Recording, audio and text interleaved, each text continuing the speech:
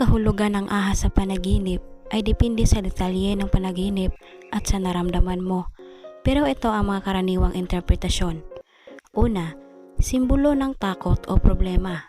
Madalas ang ahas ay kumakatawan sa kinatatakutan, stress o isang taong hindi mo pinagkatiwalaan.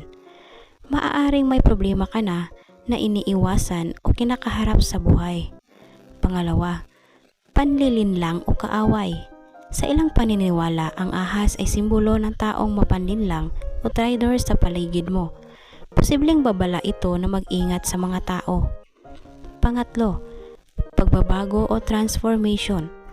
Dahil sa nagpapalit ng balat ang ahas, maaari rin itong magpahiwatig ng bagong simula, pagbabago o personal growth. Pang-apat, pagnanasa o emosyon. Minsan konektado rin ito sa malalakas na damdamin tulad ng galit, selos o pagnanasa.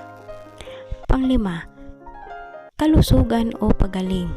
Sa ibang interpretasyon, ang ahas ay may kinalaman sa healing o pagaling tulad ng simbolo sa medisina. At yun ang 5 kahulugan ng ahas sa iyong panaginip. Ngunit depende sa nangyari sa iyong panaginip.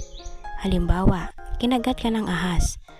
May darating na problema o pagtataksil. Pinatay mo ang ahas. Malalampasan mo ang problema.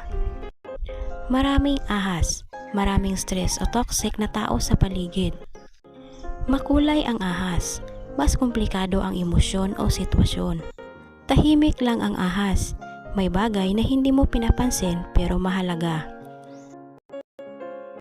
Kung natapos mo ang video na ito, pahingi naman ng like sa baba.